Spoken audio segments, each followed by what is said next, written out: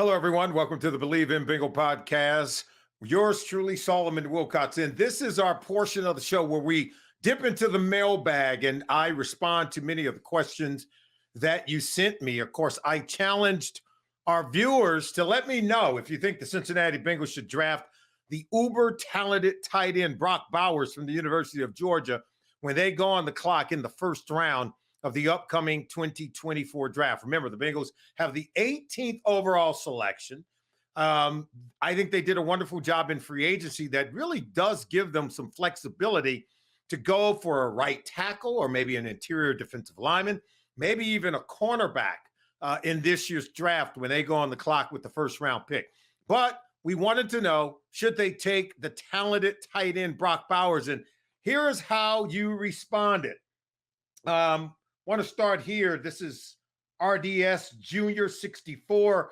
He says, look, I think Mike Gesicki is going to have a career high year this season. So he's talking about Mike Gesicki, the free agent tight end that we signed, had played with the Miami Dolphins, recently with the New England Patriots.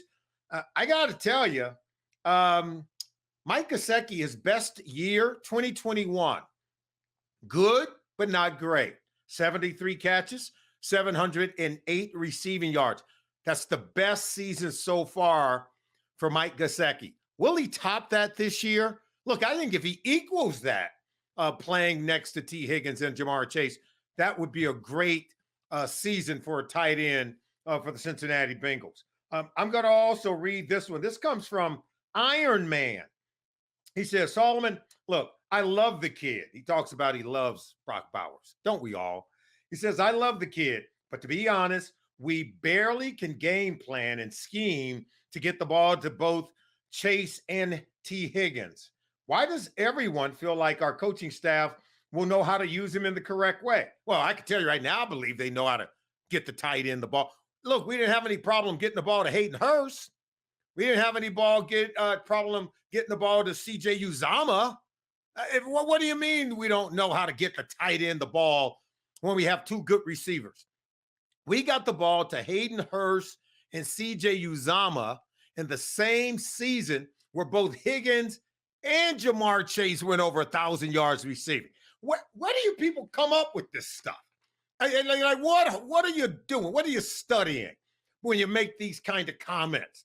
The Bengals offensive coaching staff have proven they can get the ball to the tight end, to the running back, and still have 2,000-yard receivers.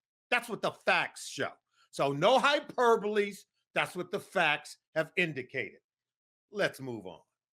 This one, it comes from a reader. He calls himself Burrow to Chase. I like that. I like that as a handle. I'm going to work with you on that one.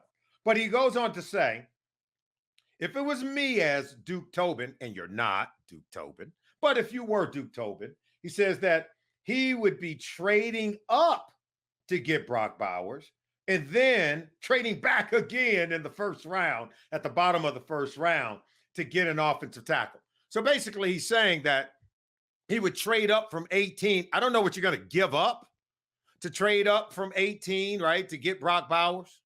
But how are you going to then trade up again to get into the bottom of the first round to get a right tackle? Because you just gave up the goods to move up to get Brock Bowers. I don't. So do you guys know how the draft work? You know, this is not fantasy football, right? You can't just make up things or make up draft picks you don't have. If you move up from 18 to, say, go up to 12, because you can't get into the top 10, that's too pricey. But if you give up assets to move from 18, say, to number 12, you're probably going to have to give up a second pick. Probably going to have to give up a third pick.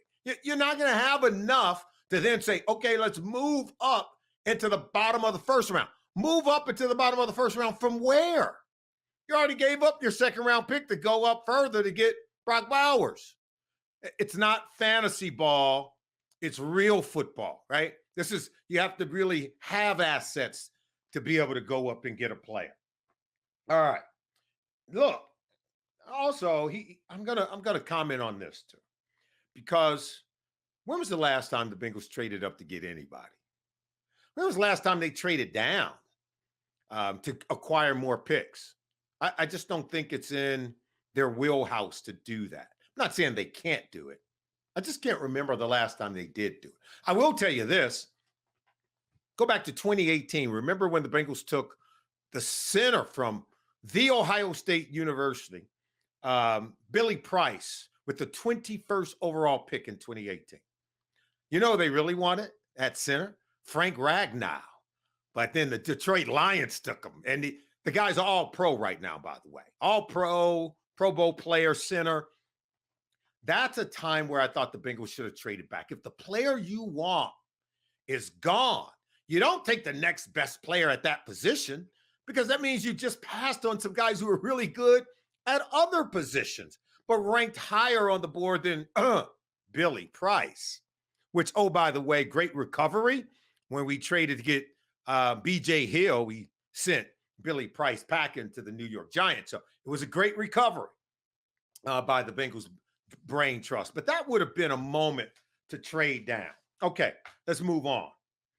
This one comes to us by The Truth, Straight No Chase. That's kind of cute. Work on it a little more massaging, a little better alliteration, but I like it. The Truth, Straight No Chase. He goes on to say he strongly disagrees with going up, or at least taking the tight end with the 18th overall pick in the first round. He says, I strongly disagree. Draft an offensive tackle and a defensive tackle until we get the game changer at either one of those positions. A great defensive tackle can be legitimate in terms of controlling the game as well as a quarterback.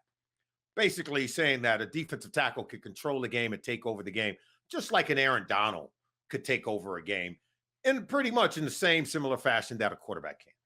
I'm going to just say this. I'm all for us drafting offensive linemen.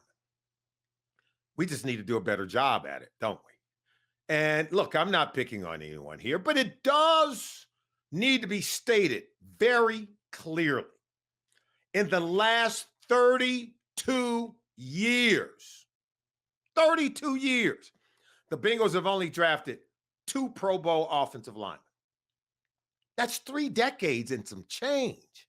We draft in 1996 with the 10th overall pick, the great Willie Anderson. And that was a great job.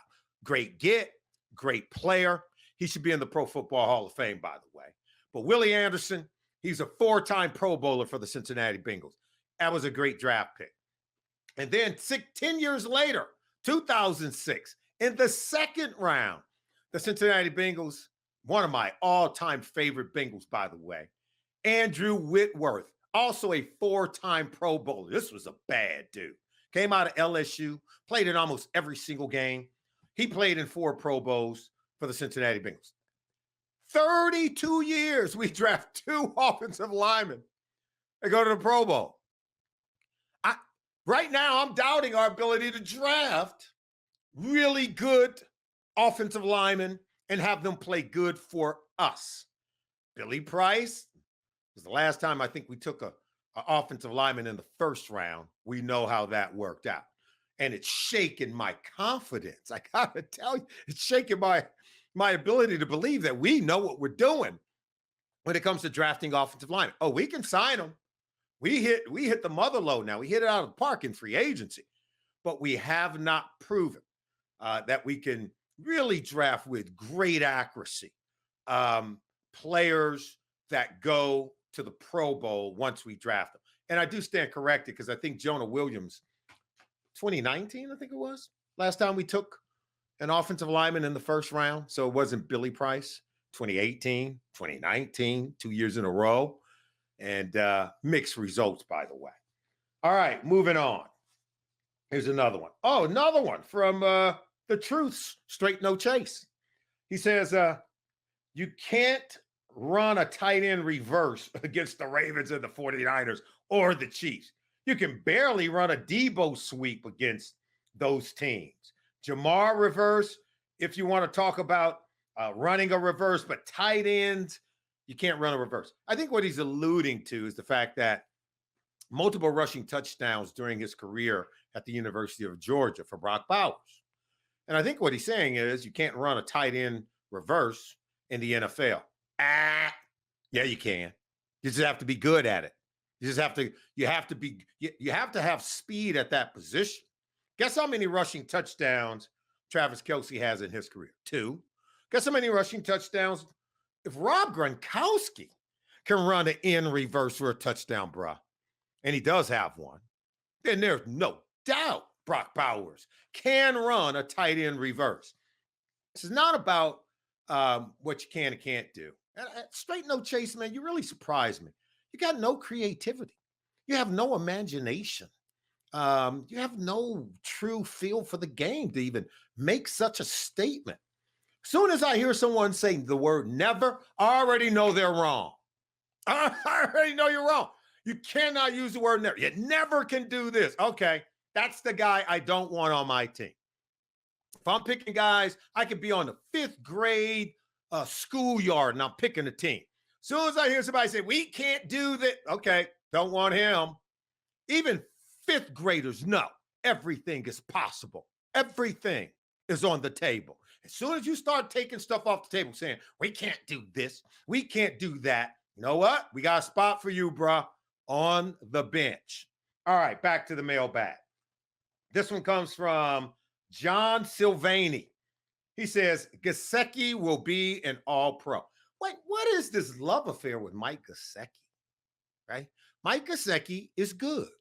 He's from the really school of very good. Not great. Mike Gesicki himself will say, yep, I'm good. I'm not great. He's working on it, trying to get there. I remember Mike Gesicki when he played at Penn State, came out the same year, he and Saquon Barkley. In fact, I went up to Columbus to watch him play Ohio State, watch him play the Buckeyes. Saquon Barkley returned the opening kickoff for a touchdown. And I'm thinking, uh-oh, we're in trouble. But remember JT Barrett and the boys, they came on to win the game, and they sent Mike Gesicki and Saquon Barkley back to Happy Valley with an L. So I've always liked Mike Gesicki. He's from the school of very good, not from the school of very great. It's just me saying it. Don't take it personal. All right. Getting back to the mailbag. This one comes from user QP. I just do not like that name. What do you come up with these names? It's like RD32. It's like some kind of alphanumerical name. And we're people, not inanimate objects. Pick a real name and stick with it. But here's what he has to say. He says, he's not there at 18 to take him. We know that Brock Bowers may not be there at 18. The question is, if he is there at 18, do the Bengals take him with the 18th overall pick? Not even a bright answer to a very astute question. And all you could do is give me a 5-word answer that really is just not paying attention. What if he's not there at 18? We already said that. Of course, they're not taking him if he's not there at 18. And you could have gave me, be creative. You could have gave me some options for potentially moving up, right? For the Bengals potentially moving up to get Brock Bowers, but you couldn't even do that. It's okay. All right, this one comes from Gregory Stanforth. Oh, man, I don't know where you guys come up with these names, but got to do better. But at least he is intelligent enough to offer me some kind of solution to solve the conundrum as to what the Bengals should do with that first-round pick. And this is what he says. Offer the Tennessee Titans T. Higgins for their first-round pick and then take Brock Bowers and then take a tackle at 18. I like your thinking. However, Tennessee Titans, Brian Callahan, all right, and Bill Callahan, Brian's dad, the offensive line coach, 2 former Bengals, of course, over there. The Titans have the 7th overall pick in the draft. They're not going to give you the 7th overall pick for T. Higgins. As much as we all love T. Higgins, T. Higgins went with the 1st overall pick in the 2nd round of the 2020 draft. He didn't go with the 7th overall pick in the draft. I don't know that any team is going to say that T. Higgins will take a top 10 pick for T. Higgins straight up. No, that's not how it works. So you're going to have to give him more to get the 7th overall pick. You're probably going to have to give them your 18th overall pick and T. Higgins to jump to 7th. That's the cost to do business. So while I love your ability to try to solve the conundrum, to try to fix the problem, you're just a few cans short of a 6-pack, probably a 4-pack right there. You're coming up a little bit light on the sheets right there. All right, one last read. No, the Bengals have bigger holes to fill and already addressed the tight end position in free agency with Mike Gesicki. That's pretty good. He said Bowers is not the pick at 18 because he will go earlier. And that's very true. He could go earlier. And forget about trading up to get him. No way. I think that was probably the best of them all, simply because I have already contended that the Bengals should stay put. But if Bowers is sitting there at 18, I think that's going to be a tough one to pass up, because I think on most people's boards, they have him as probably a top 10 pick, as a top 10 player, certainly within the top 20. He's one of the best players in this draft, a multi-talented player who can score touchdowns, which means you got to have to put an asterisk by that. That means it's even special. It's kind of like having a star by, if you feel like he's the 12th best player on the board, put an asterisk by it because he's that much better because he can produce touchdowns. I think if he's on the board at 18, I don't think he'll be there. But I think if he is, I think the Bengals are going to have to really search very hard and wide to say, do we want to add another playmaker to the team right now? I think long term, I think a right tackle, an offensive lineman, since there's an abundance of them and the Bengals are picking higher in the mid portion of the first round than they have in years, you got to go ahead and get them. Same with defensive tackle, because I think because the quarterbacks are going to be pushed up the board, along with the wide receivers, there's going to be one of the best defensive tackles on the board when the Bengals go on the clock. In fact, you may get one of the top 2 interior defensive linemen. And right now in our league, interior defensive linemen are worth their weight in gold. You know why? Because they line up close to the quarterback. That's right. They're on the defensive side of the ball. But you saw in Aaron Donald, you see how the best defensive tackles who can wreak havoc, Chris Jones for the Kansas City Chiefs, you line up closer to the quarterback. Penetration into the face of the quarterback creates the most disruption, the most problems in terms of disrupting vision, timing for quarterbacks to throw the football. So if the Bengals can get that ultimate disruptor to add to a defense that already has the likes of Sheldon Rankins and Trey Hendrickson and Sam Hubbard, oh yeah, they'd be cooking with gas. So I do believe the Bengals did a wonderful job in free agency, which allows them multiple ways that they can go with that 18th overall pick. Be patient, buckle up, don't panic, and don't reach for the Billy Prices of the world. Thank you for sending in your mail. You can continue to do so by going to our YouTube channel or to Believe.com. Thank you for watching the Believe in Bengal podcast with yours truly right here on Bally Sports Ohio. Thank you for joining me, everyone. We'll see you next time.